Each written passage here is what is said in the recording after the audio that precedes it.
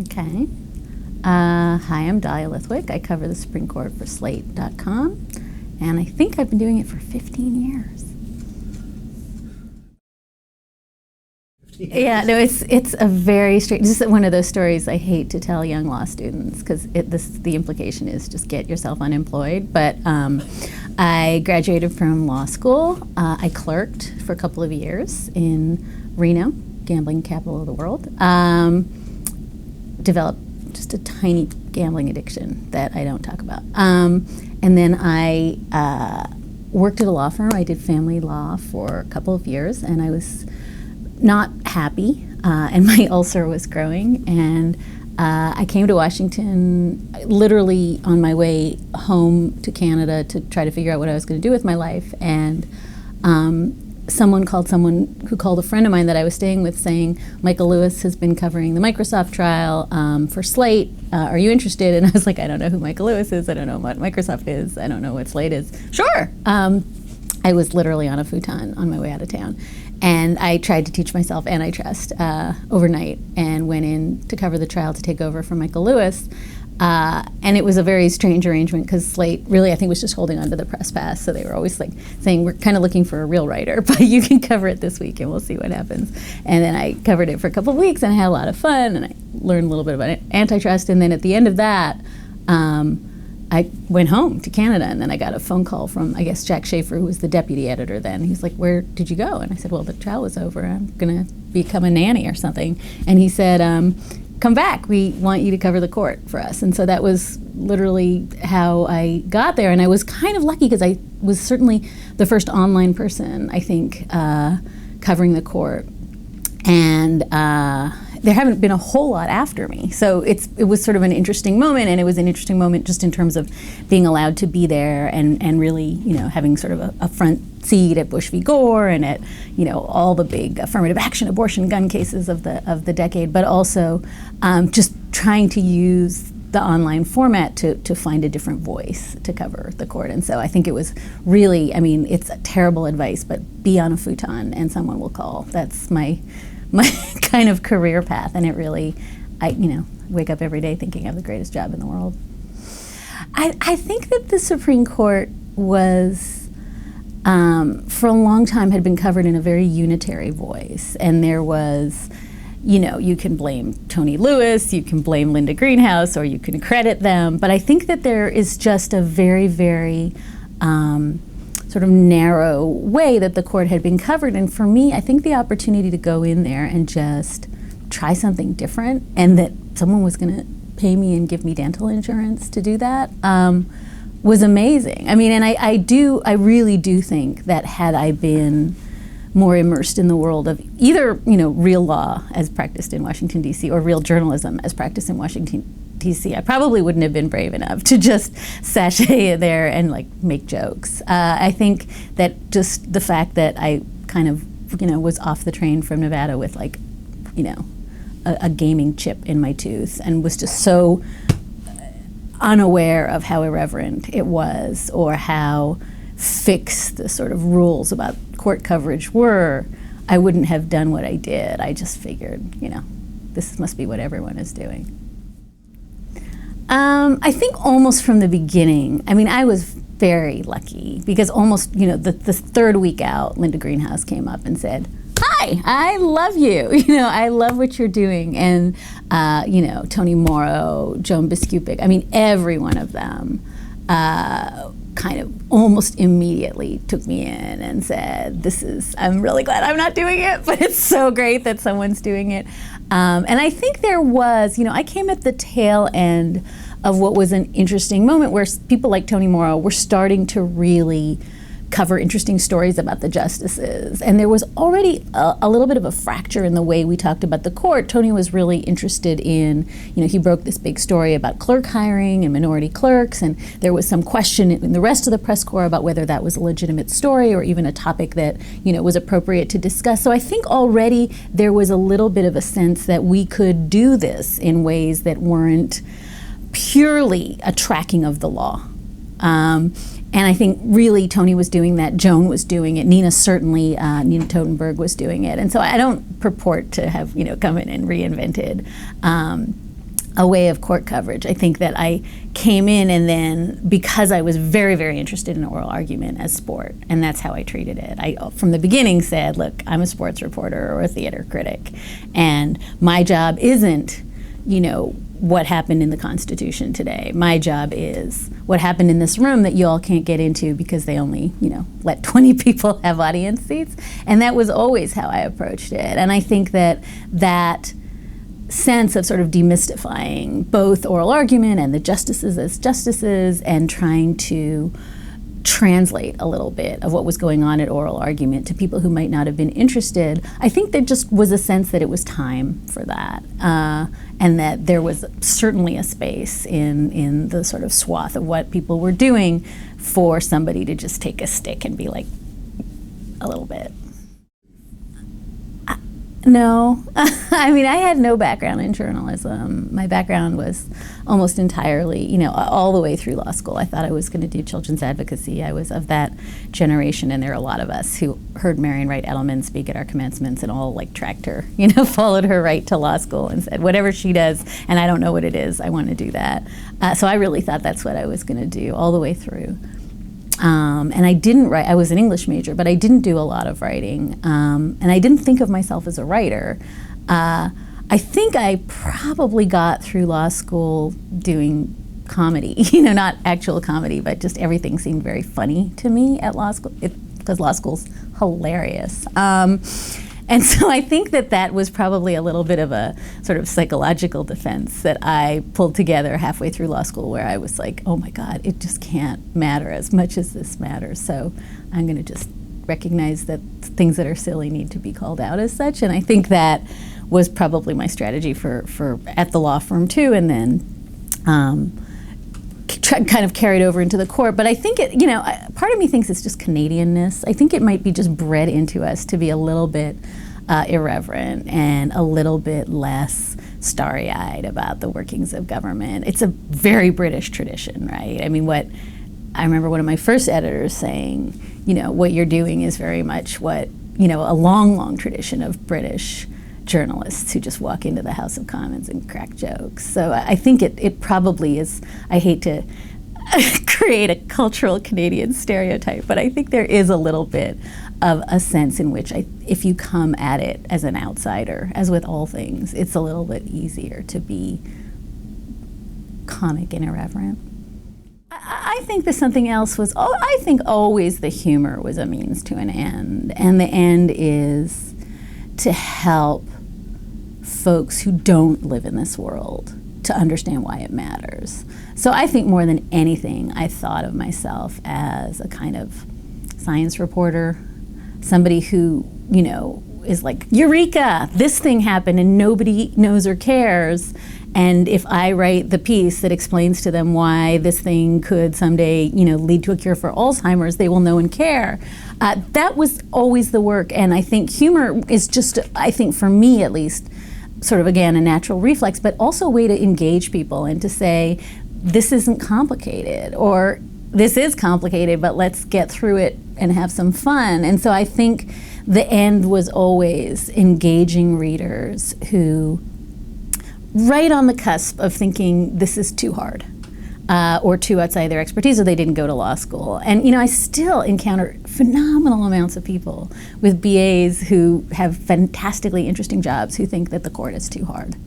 And that, I think, if anything, was always the target. The target was, you need to care. And the fact that there's no cameras in there and no audio, and that there's a handful of us who are accredited to go in there, really creates this urgent responsibility to engage people and to say, this is an issue you should think about, vote about, write letters about. You should care about this as much as you care about local politics, and it's not too hard.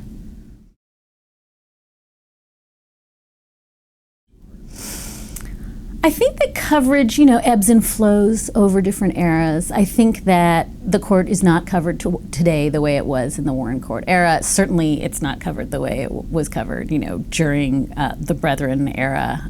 So I think there's always going to be trends in the court. I remember reading, I'm trying to remember whose book it was. I think Jeff Schessel's book about the FDR nominees and thinking, really? They got to just drink and play poker with the justices all the time? Awesome. Like, why am I not then, with a cigar and a hat? And then I realized I'd be like making cannolis in the back room. But, it's pretty interesting right now, the distance between the court and the press corps on the one hand, and the real formality, I think, that exists there. And I think what's also very interesting is this sense among, and I guess I alluded to this, among the press corps, that what's interesting and what's important is what happened to the law today. And, I've often joked, and I think it's pretty accurate, that we're in a moment right now where press coverage is pretty much confined to, we treat the law as if it's alive and the justices as though they're dead. And so there's not a lot of interest in, the day-to-day workings of the 9 justices, much more interest in, oh my God, did you see what happened to the Commerce Clause today? And which is great, but I think that tends to be a pretty unitary experience. People are, and this is, I think, to their credit, this is a beat full of wonks and nerds, and they cover it as wonks and nerds. And with a few exceptions, we don't get scoops. We don't really look for scoops. We're not asking the clerks to talk to us because they're not going to talk to us. We're not trying to cozy up to the justices because if they give us an interview, they're not going to tell us anything other than, their new book that they wrote, which we can read. So I think there is such a divide that almost all the pathways into being gossipy and justice focused have been foreclosed, and people have compensated, I think, by really becoming kind of junior law professors. And so what you really see, I think, in the press corps, and again, I think it's to their credit, because it makes for phenomenal coverage of the court, is really high level legal analysis. I think that what does drop out is some of the how weird that this happened, or that, Sotomayor talks and somebody rolls their eyes, or how weird that, the Chief Justice keeps telling, Justice Kennedy to go ahead and ask his question. Interesting things that don't get picked up, I think, because we are very, very focused on writing, I think, for the legal community. Right. Justice Scalia has a great quote where he says, I lived in the closet, if you can imagine him living in any closet. But he said, for a long, long time, I sort of lived in the closet and didn't come out and say what I thought. And then at some point, I just realized, I was going to be the subject of conversation, whether I was in the conversation or not. So I just made the determination to be in it. And he describes it in terms of coming out of the closet. But, he's talking about being in the public discourse. And I think that tension is really ramped way up right now for the justices. I think if you look at the number of TV interviews and book sales and appearances on Sesame Street and Wait, Don't Tell Me, they are in the world in a way that, remember when, Justice Brennan stopped giving speeches and going anywhere. He went no place because he felt too vulnerable. So I think we're in a moment where, and I think there's a mistaken tendency to ascribe that to book sales. It's not just book sales. I mean, it's easy to be flip and say, they want to sell millions of books. But I don't think that's what drives this. I think there's a feeling that everybody's talking about me, so I want to be talking about me. And if people knew me, they would like me and get me. And I think that's a perfectly natural tendency. And I think, it's interesting because, again, it ebbs and flows. We're in a moment where a lot of the justices feel like there's an interesting public conversation about the law and the Constitution going on, and they want to participate in it. But at the same time, they go off and give speeches. They don't tell us where they're going. They, write opinions that are so impenetrable that nobody can understand them. So I think that there is this push-pull tendency where they want to be clear and they want to be understood. They bitterly resent the press. And, there are statements from every one of the justices across ideological lines about how we distort and misinterpret. And yet they don't make themselves clear. And so I think it's a real problem. I think that they have a vested institutional interest in both protecting themselves and in obfuscating. And that's fine. If you're going to write a 160-page opinion, understand someone's got to interpret it. And then at the same time, I think there's a vested interest in not being misunderstood. And so they're caught on the horns of this tension, and I think it really plays out in the relationship with the press, because they hate the press, but they need the press. And that kind of weird Patty Hearst, and we're in captivity to them in the same way. I mean, I think the press both bitterly resents the distance and the obfuscation and the complexity of it, but we're sort of in love with them and hoping for access. And I think this, if this were a marriage, it would be in big, big, big trouble. But because it's, a relationship between an institution of government and the press corps that covers it, it's just sort of pathological. It's nobody's going to fix this. Nobody has an interest in fixing it. And that's. I mean, think about the ways that plays out at the confirmation hearing, right? I mean, they will wax eloquent for 3 straight days on the right to privacy, but ask them about Griswold, and it's over. So I think there is this tendency to want to talk generally, want to diffuse concern.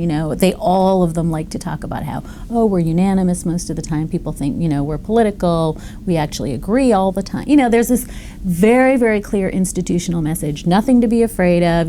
We are not usurping any democratically elected processes. Don't worry, what we do is basically trivial, and we all love each other and we get along. And then, at the same time, they're like, oh my God, as Ginsburg said to Katie Couric, like, these guys are just completely out to lunch about the way lives work. So I think, again, it's this attempt to thread this needle in public discourse about what the court does, and to sort of, use the Justice Breyer, nothing to be worried about, the court is as fabulous an institution as it can be, and it's teamed with these really bitter, biting, angry language in dissents, angry language in concurrences, attacks on one another in writing, and it's like, which of these two models are we supposed to believe? And I think the court still has this notion, and maybe they're right and I'm wrong, that the only people who care about what's in the opinions are the people who read opinions, and then when they go to Walmart and they throw out the first pitch, or they go on Wait, Don't Tell Me, they're just brushing against, it's no different from seeing a Kardashian out in the world. People are like, hey, justices are like you and me. And maybe they think that those two, there's no kind of inherent conflict between the two messages they're sending out. One, which is, we ended the 2013 term really angry at each other, and on issues of race and gender and religion. We could not be more divided. And then this sort of kumbaya, but weren't unanimous most of the time. And I think we got to figure out, they have to figure out which message they're giving. I just don't think the public is quite as convinced that they're sort of harmless and collegial and gravitas-y as they want us to believe. I mean, I don't find it confusing. I think, look, the nature of all good drama is conflict. And for me, I love the fact that they're trying to send out, look away, nothing to see here. You don't even need to be in the chamber because nothing of interest happens here. And then the screaming and the hair pulling that goes on. I mean, how can I not love the tension between those two postures? I think, part of my job is to explain why the court has a vested institutional interest in doing all the things it does to hamper real coverage and real scrutiny, and at the same time to say this is what's really going on. And as is often the case in complicated situations, both those realities are true. That the court is first and foremost a court. It is different from other branches in government. It's not just about the hair pulling. There is real law happening there, and these are people, and they have histories, and sometimes they get really mad and write things that are intemperate, and that's super interesting. And to try to find a path for my readers between those two the sort of between the tension between those two very distant places, and to say, and I think this is, more and more, I think this is the most interesting part of my job, is that you can hold in your head those two ideas at the same time. That you can say at the same time, we're not like weird when we love the court. The people who report on the court really are not captive, and we're not pulling our punches, and we're not, blind to the reality of it. We just really love this institution. We believe in it. We think there is nothing more awesome than reading an 85-page opinion with all the footnotes included. Like, that is a good day. And we love that because what they're doing is real and important. And also, by the way, sometimes they act like big honking babies, and they don't want us to call them out for it, but sometimes they act like big honking babies. And I think that to hold those two ideas in your head, that it's both a sort of purely political, ideological institution, except for when it's not, is kind of the core mission of, for me at least, this beat.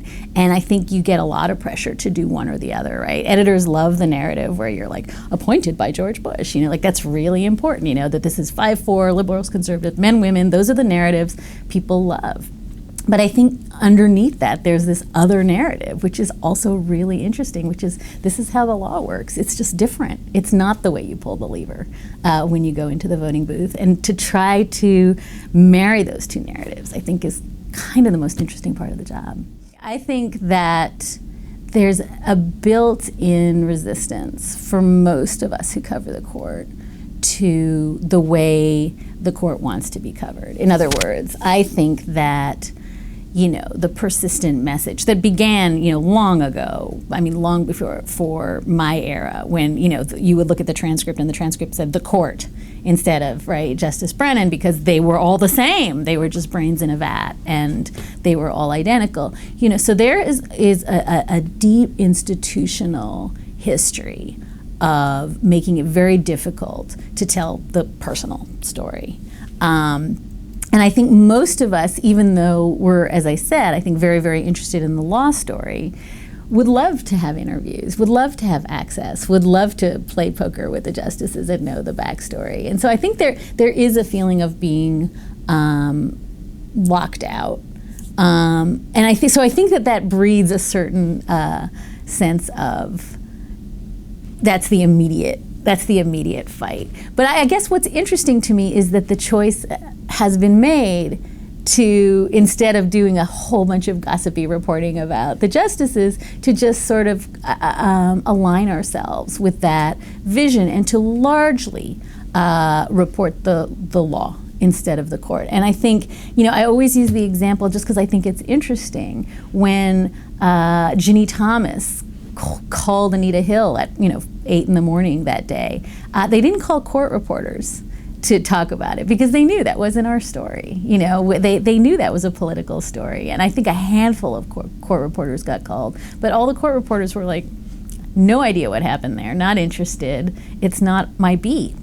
And when you look at who gets sent to cover confirmation hearings, yes, the legal reporters are there, but we're there kind of being like, oh, somebody mentioned, Roe v. Wade, here's the backstory of Roe v. Wade. But what the real, kind of knockout, drag-out fight that's happening at that confirmation hearing is being covered by political reporters. And so I think we do collude with the narrative that the court is special and different, and that the world understands that we're not in the business of, breaking news or spreading gossip or speculating. That's just not our beat. Well, I think that it's understood that a lot. I almost don't want to say this because I think Justice Ginsburg has really been making news in recent interviews. I think for a long time it was understood that justices sat for interviews and told you almost nothing you didn't know already. And so the interviews were, you could be the guy who wrote it up or you could be the guy who read it, but it didn't much matter because what they said was not usually something that was groundbreaking. I think that's actually changing, and I think one really interesting thing that I haven't given enough thought to is the ways that Ginsburg is starting to use the press, particularly in the last year or two, to talk around the media directly to the public and talk around the court. But I think for the most part, there's long been a feeling that whether you had access or not didn't much matter to anyone but your editor.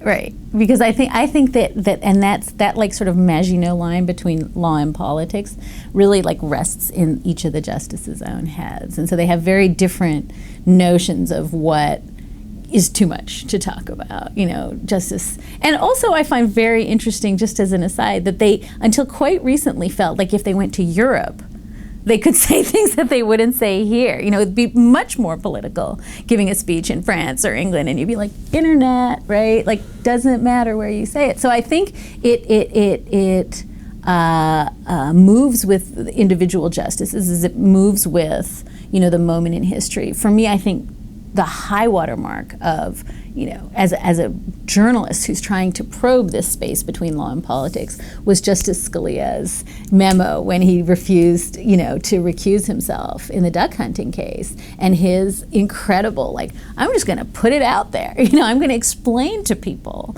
this utterly political question, right? This completely political question about whether he was too cozy with the plaintiff while the case was pending. And I just thought, man, what a model for, the thing that doesn't happen every day. This completely political explanation of why he thinks he doesn't have to recuse himself in memo form to the American public.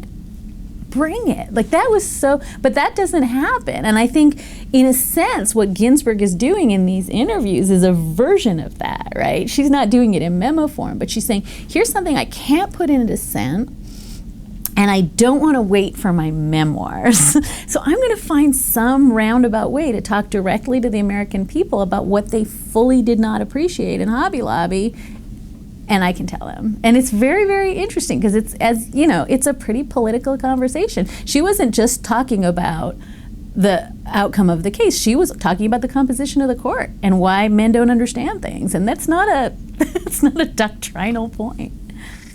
I think the risk is, I remember once sitting down and looking at the rankings of the most popular and unpopular justices. And those rankings are almost useless because, you're looking at the 3% of Americans who can even identify a justice. So already I think, you're looking at numbers that are very skewed.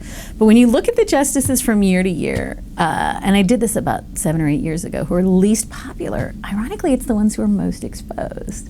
So I think that the risk to justices is they have this notion that if I get out there and I do Sesame Street and I get on, Colbert and I do all this stuff, people will really come to love me. And as all of us know, when you do those shows, people come to hate you. Like, there's no win for them in this situation. The more they explain, and I think particularly the more they try to explain that what they do is too complicated to understand, I think that backfires. And so it seems to me that the risk has been, and I haven't really looked at this systematically, I'm sure someone has, but I think that the risk of putting yourself out there is a lot more people come to see the court as partisan. And, I think the backlash to Justice Ginsburg's interview with Katie Couric was as strong as the, notorious RBG love fest. And I think that you come out looking partisan, and that's a problem for the court as an institution because you're not supposed to be partisan. And I think that's, the meta conversation Ginsburg's having about retirement is that conversation, right? How partisan are you? Oh, I'm not that partisan, but let me tell you about how much the men are clueless. So I think that it doesn't redound to their benefit.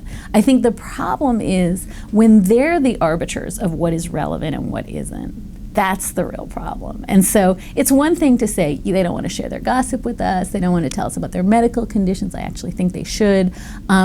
But there are other things they don't tell us that are really, really important, hugely consequential. And I think the problem isn't that the justices don't bear all to us. I think that would be disastrous. I think we need the black robes and the marble temple and all the illusions that come with it.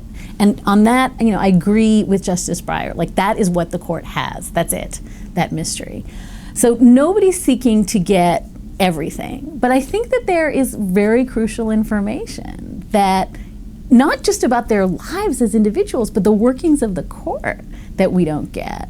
And I think that is problematic. And I think that for them to be the arbiters of everything is a real problem. And the example I always use, and it's not entirely fair, but I think it's a pretty good example, was the just deranged audio policy, where for years it was just like, okay, this one gets audio, not that one, sorry, you're boring. How was that being decided? And why was the court in the position of deciding some cases are super interesting and important, so they get same-day audio, some cases not interesting? And who is the court, and by what metric do they determine that the American public is interested in a case? And then you come up with this policy, which is just bonkers, in which you say, we're only going to do same-day audio for the cases that are 5-4 screaming at each other, ideological cases.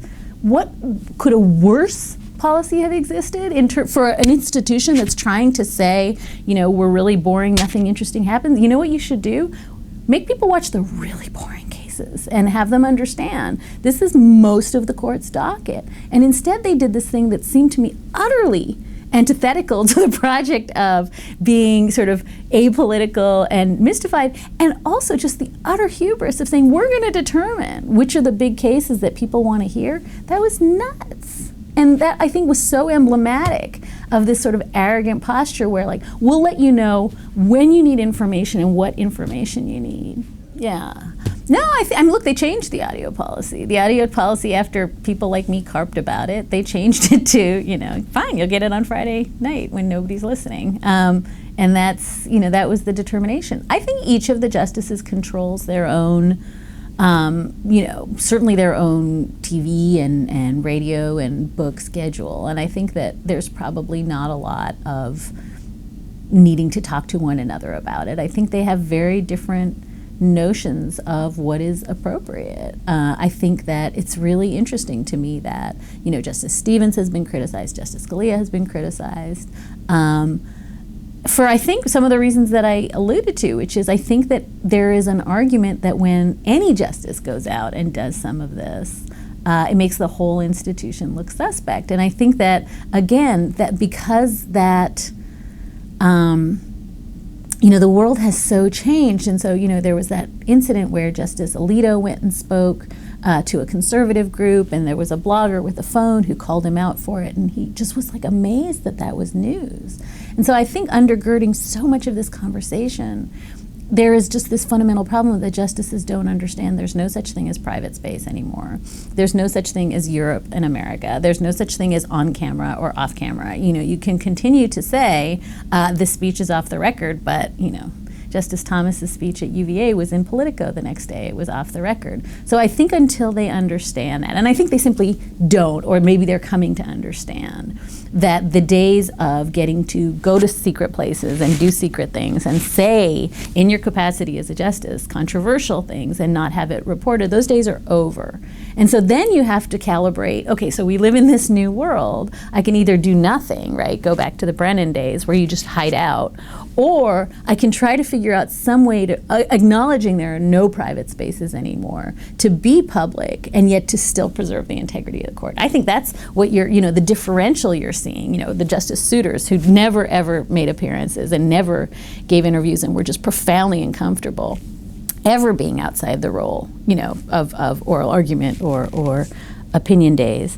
And then justices like Ginsburg and Sotomayor who have just like expansive public lives and say anything to anyone and go everywhere and mix with people and understand that nothing is off the record anymore. I think in that continuum, you have a lot of people who are trying to find their way to all do the same thing, which is not humiliate themselves, not humiliate the court, but in some way or another be in the public conversation. I'm not sure. I mean, I think, for Justice Scalia, it often has been triggered by an event, right? So, he wanted to talk about Hamdi, so he talked about Hamdi. He wanted to talk about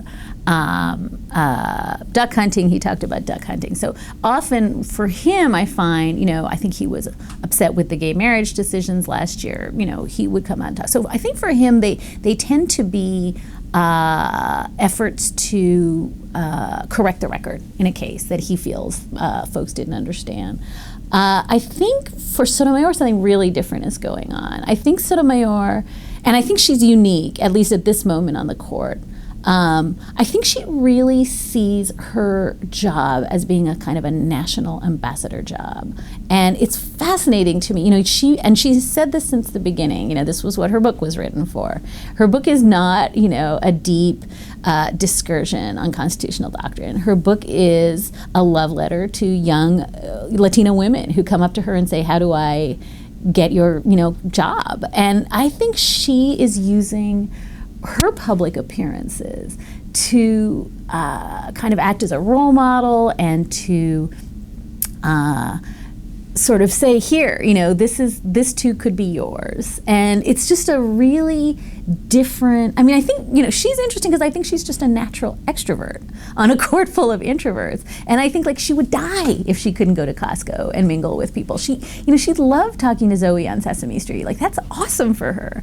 And I think she does it in different ways. I'm not sure she as much is interested in correcting the record as she is interested in using her incredibly lofty position to break down doors for women and minorities in America. So it's a completely different project. I think Ginsburg is kind of somewhere in between those two poles, where part of it is she wants to talk about what she thinks is wrong. And she has, by the way, this is not new. I mean, people think this is about Hobby Lobby, right? She did this after the Redding case, the strip search case. She went on the record with Joan Biskupic and said she hated it after O'Connor retired and she was the only justice. She has been very deft at using the media to get across a meta message and to say, you think the Redding case is about this? Here's what it's really about. As the only woman on the case court, you think that Hobby Lobby was about RFRA. Here's what it's really about for the three women on the court. So that's a very, again, different posture. And so I think, and they're probably the three that are the most out there in ways that I think people find overwhelming. And so I think they're all serving very different ends. And so it's almost impossible to compare what they're doing. But I think that it's sort of driven by very different psychological imperatives.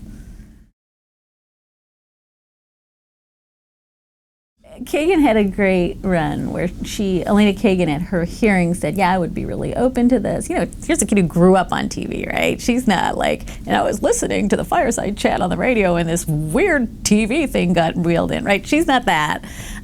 She grew up like the rest of us, Gilligan's Island. And so she was fine with it at her hearings. And then she went to Colorado and I think gave this really nice speech almost immediately after her confirmation saying, one thing I learned being SG is that it's really important for people to, see oral argument and to understand how awesome and intricate and lofty and, vaunted the work is. And it's great. And we shouldn't have cameras, And so I think it's like they turn on a dime. And I think for a long time that was just respect for, right, because the suitors of the court who were like, you're rolling those cameras in over my cold dead body. And that was, I think, deference to Souter. And a lot of us thought, wrongly, that when Souter left, they would reconsider because a lot of them were saying, we're doing it out of deference to our colleagues who feel very strongly about it. I think that I'm pretty cynical about this. I think that the big underlying reason for this is just privacy. And they feel like they don't want to be recognized at the Safeway. They don't want to be, yelled at as they're jogging. And I think they're terrified of Jon Stewart, taking a minute and making them look stupid. And, I have long said that we could do that with audio and should take a minute and make them look stupid because audio, and puppets, you could, if you really wanted to send up the court, you could use the audio to great effect. But I think that the real answer is that this is not really about some of the pretextual arguments that are offered against cameras, that it's too complicated and Americans couldn't understand, and look at what it did to the Congress, and it's corrupted everything, and people are going to grandstand. My answer, and it's the answer to all questions in life, is just Canada.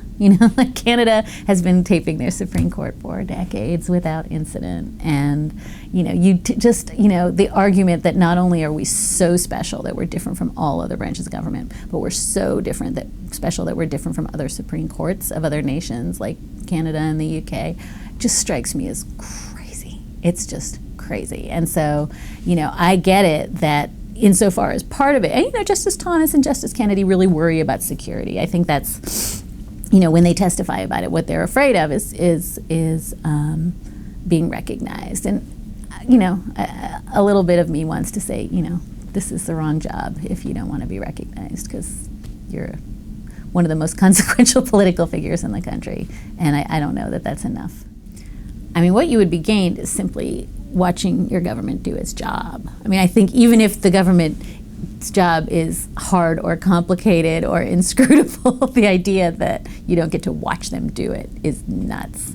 So I think what you're gained is simply the value of, in a democracy, you get to watch people do their work, period, end of story. No, in my view, most of the benefits of the television I think you could get from audio. So if there were a meaningful same-day audio, I would probably be mollified. I'm not sure. I think we live in a world where people consume things visually. And so I think the difference is it would just be more interesting to people. And I don't think that's inconsequential. People would watch in a way that they might not listen. But I think most of the benefits of transparency could be gained by audio. But I don't think that people sit down or want to sit down and read a transcript. And I also think that what is missing from the transcript is what's interesting. So for me, and this is, I just think as one of those people who's been in that chamber watching oral argument, sometimes I read a transcript afterwards and I think, wow, I was not at that argument. Because what I'm seeing, and body language and people cutting each other off and 3 people trying to talk at once, none of that appears. And so a lot of the interesting, and I don't pretend to be nearly a deft enough court watcher to be able to say, like, oh, I saw the moment in that argument where Kagan got Kennedy on side. You know, like, I can't say that. But that's interesting, and that's a part of this. And the idea that oral argument is for the justices is belied by the fact that it's happening in an open chamber with spectators.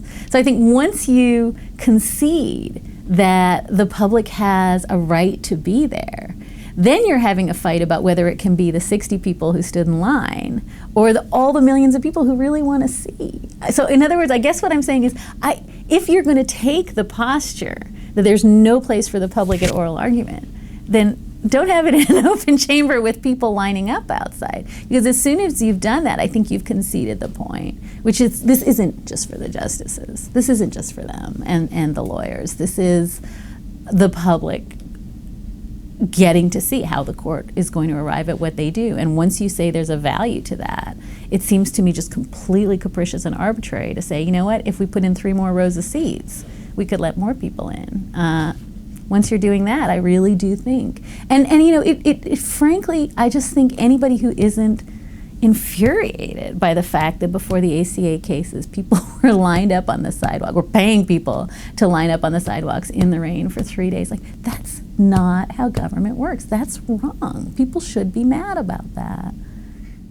Yeah, I mean, I think that's a really good reason to not do anything stupid at oral argument. I mean, you know, it's sort of like, why are they different from any other public figure who is a target of Jon Stewart's merciless mockery? I mean, I just think, you know, part of being a big boy or a big girl is saying, yeah, this is a little bit of the cost of being in a democracy. People are going to poke fun at you. But, you know, I think the idea that we're too awesome to be mocked on The Daily Show doesn't, for me, hold a lot of political weight. I mean, if you want to have gravitas and be taken seriously, have gravitas and be taken seriously. If you say goofy things at oral argument, sorry, you and the rest of us are fair game, and we all say goofy things. And I think one of the paradoxes of this is that the justices get so mad when they're quoted, when they're, right, they're constantly saying, oh, you pulled that one broccoli line out of the, you know,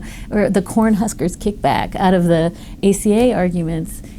You said it. You know, I think if you say it, you can't then be angry at the press for reporting it. So I think there's almost like a feedback loop where the justices feel that they are so immune from scrutiny that when they're scrutinized, they're like, but wait, we're immune from scrutiny. And it's like, you've allowed us kind of this much of a portal into the court. You can't then get angry at print reporters for doing what their job is, which is to relay what you've said and done. And I think there's this notion that, like, they're so cocooned off from the world that they're in fact invisible, you know, and that is just wrong. It's just palpably wrong. And so this idea that, you know, it always has seemed to me that, you know, the huge fix to not liking the press interpreting you in ways that you think are unfair is to have cameras in there, because then nobody's interpreting it, right? Then it's just the world is watching. And so you can't both be angry at the messenger and say we're not going to allow direct access, because then you're just like seeking invisibility and seeking zero accountability. And that's not, it seems to me, the trend in which this needs to go. I've been wrong about this. I've been wrong about so many things. I remember thinking John Roberts, because he was the sort of first TV generation justice and had little kids who watched TV, that he would be open to it, that he wasn't going to think it was like new technology. It was just what we use. So I think that it's not as likely as I once thought that they'll be increasingly open. I think this is a rearguard action, right? I think that, okay, we'll release the transcripts. It's like pulling teeth, all right, we're gonna let you guys take pens in there, don't abuse it. Like I think what you're seeing is, the presumption is it's 1804 and, any little thing that we get other than, than television certainly, but like that any little thing we get is hard fought, and that's why audio was so funny to me, because it was like, this seems like such a gimme. It solves everyone's problem, same day audio, but like, no. And so I think that the court is not, and this goes to a much deeper problem. I think the court is not in the posture of, we want to help people understand what we do. And oh God, I'm going to say Canada for the third time in this interview. I'm sorry, edit these out. But the Canadian Supreme Court literally has this system, I'm so sorry, has this system whereby, there is an officer whose job is to explain things and to help journalists understand. I mean, who literally liaises about the justices, the cases. They have this amazing lockup system where they, they give opinions to the journalists, take away their BlackBerries, let them actually read the opinion for the 2 hours before the decision is announced so that reporters don't make mistakes. So there's just a systemic effort, and a lot of state courts do this too, to help journalists get it right. And the U.S. Supreme Court, for all kinds of complicated reasons, doesn't see that as part of the problem. And so there tends to be, I think, the public posture is when the press gets it wrong, that's on them, right? When they misreport the ACA decision, when they get Bush v. Gore wrong, that's just on them. They should be able to do their jobs. And I think because there's that sense on the court's part that they have no obligation to make it slightly easier for the press not to, really fundamentally cock things up on big decision days.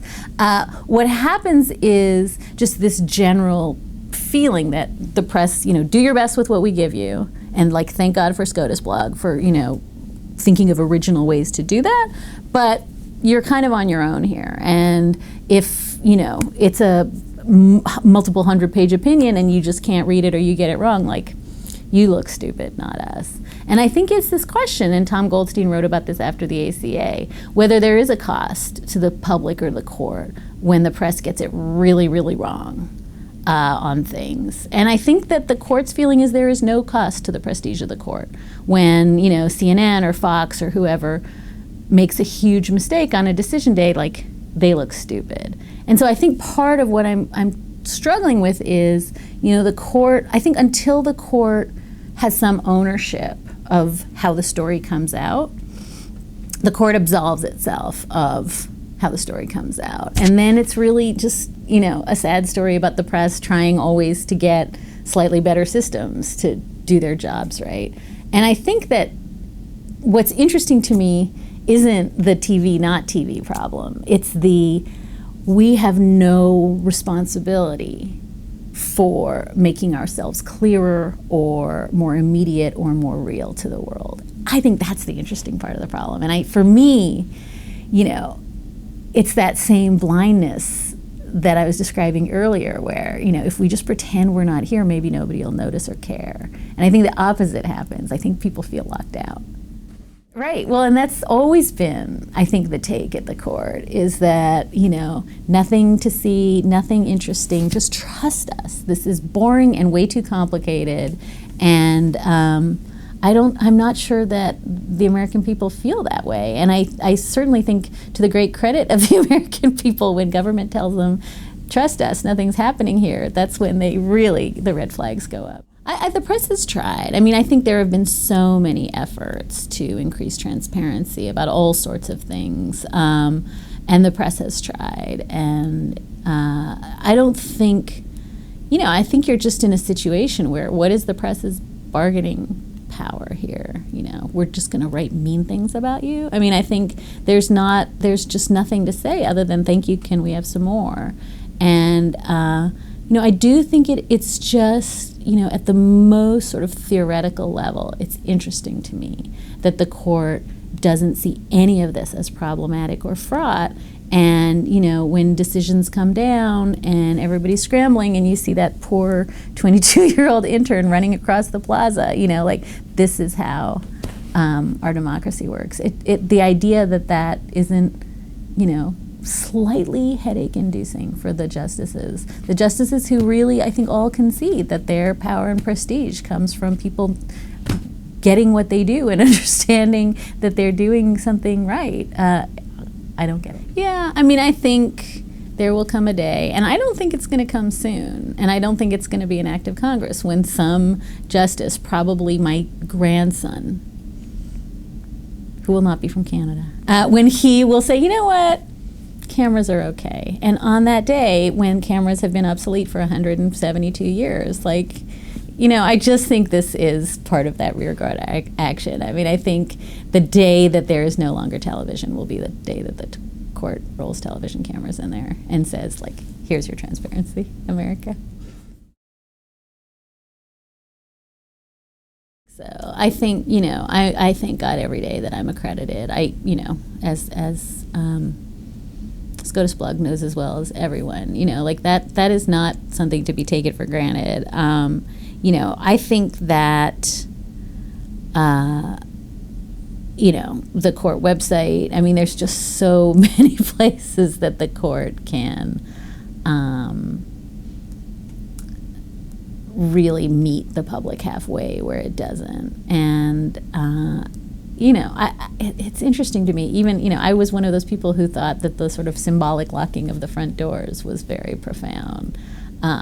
Because I think for the court it was like a security call, and 8 out of 10 security people said better to lock the front doors. But again, I think that act and what it says to the public, or to the public that cares about access, was very profound. And I just think that the court, and that's why these speech cases are so interesting to me, because I think, this whole term was about sort of redefining what speech is and redefining everything as a speech right. And I think that it is fascinating that a court that is as protective of discourse, and, I'm thinking of Chief Justice Roberts' language in the abortion protest case, where he's talking about, the need to encounter opposing viewpoints, and how we live in a world where we can turn the channel and close the page and shut off the website, and it's so vitally important in a democracy to encounter ideas that don't comport with your own, and that the court sort of writes this way about public discourse, and at the same time it's I don't want to hear anything that offends me. And, people got very hyped up about the fact that there was a buffer around the court and that the court was taking down the buffer. But again, I think it was more just the symbolic act of, you cannot speak eloquently about the need to encounter things that are unpleasant and awkward and, human and icky, and then totally barricade yourself away from anything that is unpleasant and human and icky. It just feels as though these speech rights are being written about in a way that is so not mapping on to the reality of the court in discourse with the world. And it's, this is stuff that I've written about, Adam Liptak has written about, but just, the shrinking pool of where the clerks are coming from, the shrinking pool of where the justices are coming from, the shrinking job descriptions of the people who become justice, just the absolute narrowness of life experience going into the court, and the idea that you can sit there for 50, 60 years and proudly say, I don't read any of these newspapers, I don't read law reviews, I am completely immunized from contact with anything that might undermine my own ideas. And to sort of quite proudly construct a temple to that and lock the doors and then say, you all American people really need to talk to each other. You need to do better at that. Well, I mean, I think you're saying two slightly different things. I think you're saying there isn't necessarily an interconnection between, one line of doctrine and another, right? Except that you read them as connected in understanding the institution. Right. No, I think that's probably correct. And I think that the court right now, this hyper interest in speech is just a really fascinating. I'm not nearly the sort of philosopher to get there, but I think it's just such an interesting representation of the anxiety around how speech and the way we speak to each other and what we speak about to each other has become just the central anxiety of life in America. And I think, taking that Facebook threats case is just going to open a whole new, really interesting area of, the court trying to think about threats, because they feel, as we've stipulated, under siege. And so it's a really interesting question, for people who feel that, and a lot of the justices feel that every minute you're alive, you're subject to, internet scrutiny and threats and harassment. So that's going to be a very, very interesting, for me, Rorschach test of where some of these, and again, I think it's circular. I think that their anxiety about their own sense of being under siege and the way that speech assails and attacks and undermines them starts to map onto some of these areas of doctrine. And that's why I think, for me, that's why McCullen was such a frustrating case, because you can't say that, every speech act is a violent threat when it's directed at me. But when it's directed at someone trying to access a clinic, then it's just like gentle human discourse that's necessary to the Republic. And I think, I think it's early days, and we're going to have to see how it maps out. But I think failing to connect up everything we've talked about in terms of the justices' anxiety about being out there or in there, and everything we've talked about how they're trying to be in a private space that's inside a public space. All of that is starting to sort of filter into these cases about how they think about how Americans speak to each other. And then I think, you're really in peril of funerals are, safe spaces, abortion clinics are not safe spaces, the internet is not a safe space, and these siloed projections of this is where important sacred things happen and this is where other things happen. And if really we're going to start carving the world up into those spaces, shouldn't we be talking about how the justices are thinking about how their own space and their own sort of secret space inside a public space, how they imagine that?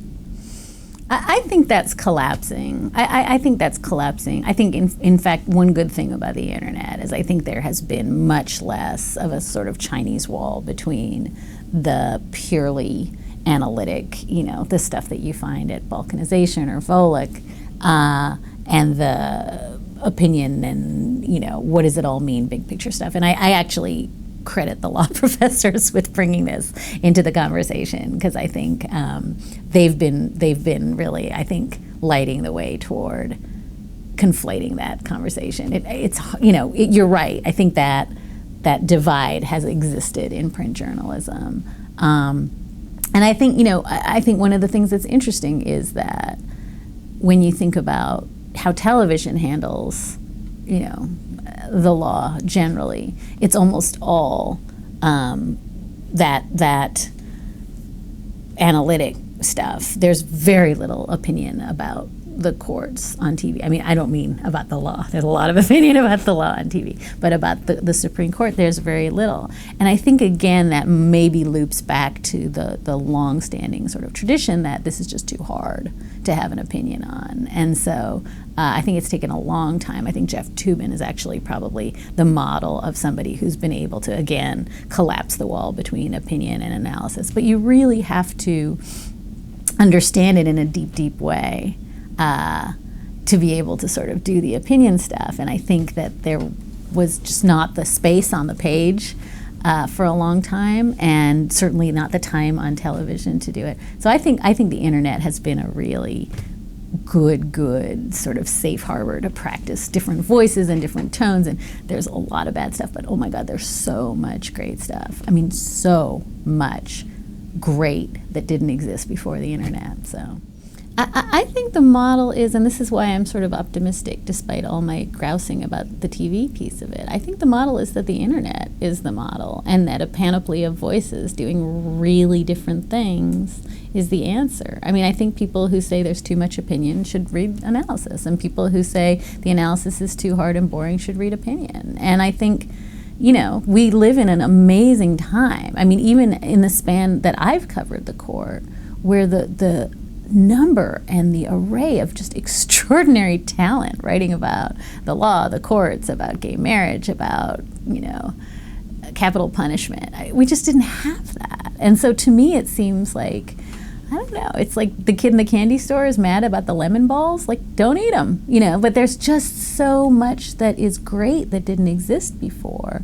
And I don't think there's one way to write about the court and the law that is going to satisfy everyone. In fact, I don't think that any one way to write about the court and the law satisfies most people. And, you know, I think, I mean, all credit to my colleagues who do it really, really well. But there's just constant belly aching about what the media does, and no matter how much you try to write opinion, just analysis, you're told that you're infusing your opinion, and no matter, you know, what your opinion is, you're always told that you don't know the facts. So I think, you know, you're in this situation where people are going to flock to what they like, and if, you know, they like Adam Liptak as a court correspondent, then, you know, thank God he's there. And if they want Rush Limbaugh to tell them, you know, what Hobby Lobby meant, like, well, he's there too. And I don't mean to suggest there's an equivalency, but I think that, you know, it just seems to me that we are in a moment where there are such extraordinarily talented voices writing about the court and the law, and they're doing it in so many ways that to be grumpy because you don't like two of them, I don't know.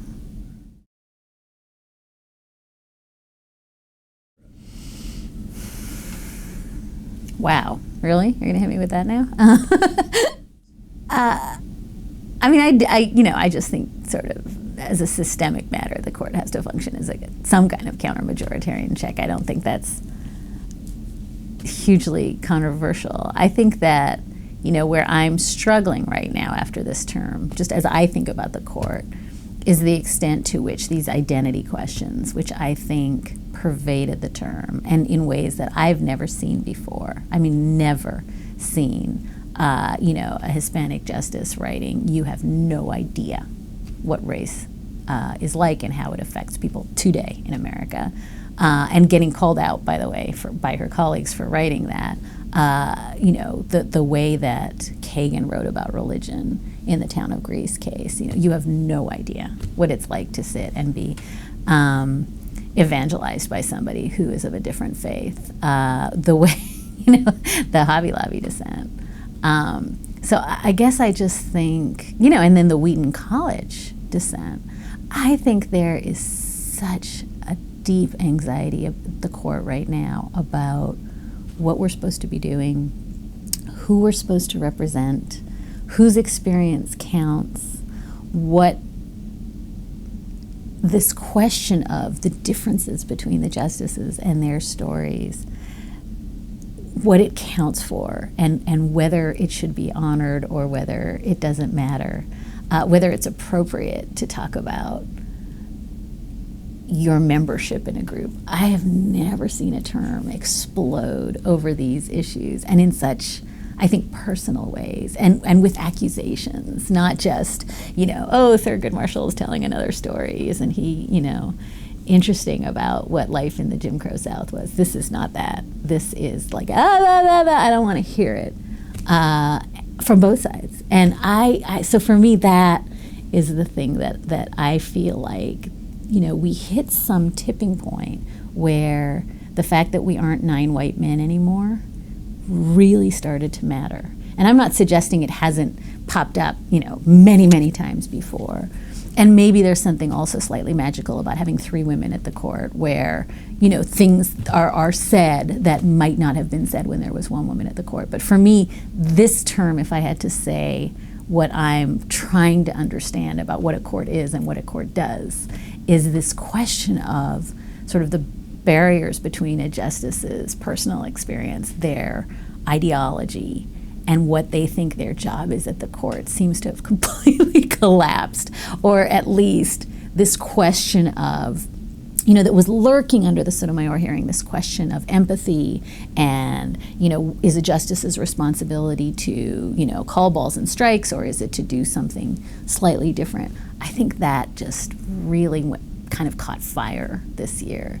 And I think that the tone of some of these opinions and these dissents where the justices are accusing each other of being blind, I wrote about that, how many times they use the word blind to describe each other, is something that it's going to set up, and I don't know how this plays out, but I think it should set up a conversation for the next confirmation hearing about something much more than empathy, but some language that we have not found yet about where a justice's life and experience and their own sense of how the world operates and how different it is from other people, where that kind of play in the joints is. I think that's, wow, I came out of the term just saying, like, someone should write an article about that. I think that the mere optics of 3 women saying to 6 men, 5 men, you have no idea